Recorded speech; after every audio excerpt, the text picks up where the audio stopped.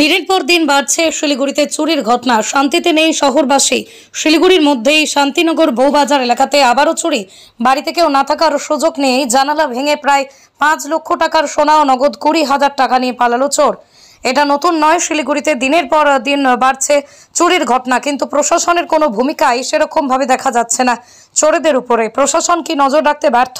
ঘটনাস্থলে খবর দেন আশিগড় ফাঁড়ির পুলিশকে। ঘটনাস্থলে আশিগড় ফাঁড়ির পুলিশ পুরো বিষয়টি তদন্ত শুরু করছেন, কিন্তু বারংবার এই তদন্ত করে যাচ্ছেন, কিন্তু চোর গ্রেপ্তার হচ্ছে না।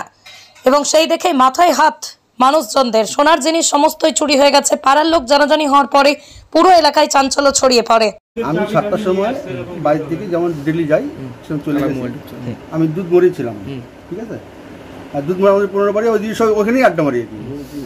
আমি রাত্রি 11:30 12টায় আমার ফ্রি। আর আমি যাওয়ার পরে আমার মিসেস আমার জন্য পাঞ্জাবি পিস আনতে গেছিলো আমন্ত্রণে। আমি ঠাকুরমশাই একজন, আমার পাঞ্জাবি পিস আনতে গেছিলো। ওই আমার মেয়ে আবার অফিসে চলে আসছে, প্রাইভেট ক্লাস করে। মেয়ে আসছে, মেয়ে বাইরে দাঁড়া ছিল, মাকে ফোন করছে। মা বলে আমি আসতেছি, কোটমোটে আসতেছি। ওই আস্তে আস্তে ওরা তালা খুলে দেখে, প্রথমে ওই জানলাটা খোলা, তারপরে এই ঘরে আসে, দেখে যে জানলাটা খোলা, গ্রিল খোলা, এই গ্রিলটা যেখানে রাখছে। মোটামুটি কত টাকা আনুমানিক চুরি গেছে? না, ক্যাশ নিয়ে গেছে 20,000 টাকা। কালকে আমার পরশুদিন আমার যজ্ঞ আছে, যজ্ঞের যে অ্যাডভান্স দিয়েছিল, অ্যাডভান্স টাকাটা প্লাস এই কটা দিন যে কাজ করলাম ওই টাকাগুলো।